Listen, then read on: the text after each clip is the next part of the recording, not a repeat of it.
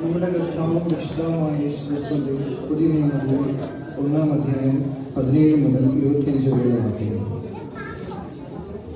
ഇങ്ങനെ തലമുറകൾ ആകെ അബ്രഹാം മുതൽ ദാവീദ് വരെ 14, ദാവീദ് മുതൽ ബാബേൽ പ്രവാസോളം 14, ബാബേൽ പ്രവാസം മുതൽ ക്രിസ്തുവോളം 14 ആകുന്നു.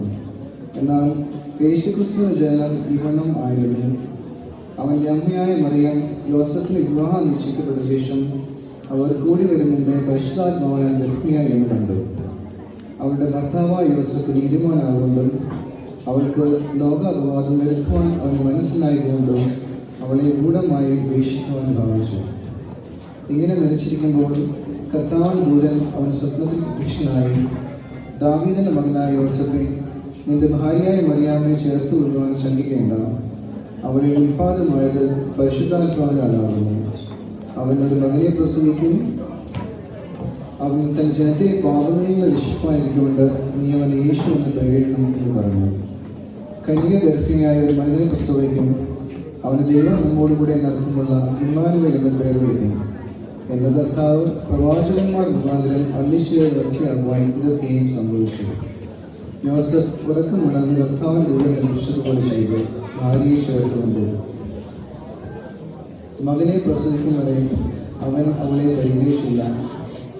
മകന് അവൻ യേശു എന്ന് പേർ വിളിച്ചു. നമ്മുടെ കർത്താവും രക്ഷിതാവുമായ യേശുക്രിസ്തുവിന്റെ പുതിയ നിയമത്തിലെ 1-ാം അധ്യായം 17 മുതൽ 25 വരെ വാക്യം. ഇങ്ങനെ തലമുറകൾ ആകെ അബ്രഹാം മുതൽ ദാവീദ് വരെ 14, ദാവീദ് മുതൽ ബാബേൽ പ്രവാസോളം 14, ബാബേൽ പ്രവാസം മുതൽ ക്രിസ്തുവോളം 14 ആകുന്നു. എന്നാൽ യേശുക്രിസ്തുവിന്റെ ജനനം ഇവണ്ണം ആയിരുന്നു. അവന്റെ അമ്മയായ മറിയം യോസഫിന് വിവാഹം നിശ്ചയിക്കപ്പെട്ട ശേഷം അവർ കൂടി വരും മുമ്പേ പരിശുദ്ധാത്മാവാൽ ഗർഭിണിയായി എന്ന് കണ്ടു. അവളുടെ ഭർത്താവായ യോസഫ് നീതിമാനാകൊണ്ടും അവൾക്ക് ലോകാപവാദം വരുത്തുവാൻ അവന് മനസ്സിലായതുകൊണ്ടും അവളെ ഗൂഢമായി ഉപേക്ഷിക്കുവാൻ ഭാവിച്ചു.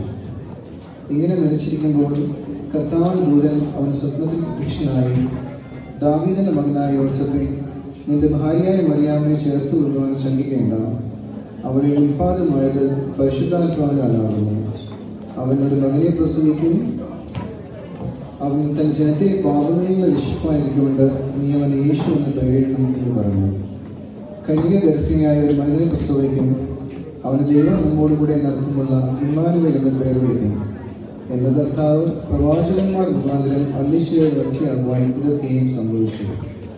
യോസഫ് ഉറക്കമുണർന്ന് കർത്താവിന്റെ ദൂതൻ കൽപ്പിച്ചതുപോലെ ചെയ്തു ഭാര്യയെ ചേർത്തുകൊണ്ടു. മകനെ പ്രസവിക്കും വരെ അവൻ അവളെ പരിഗണിച്ചില്ല.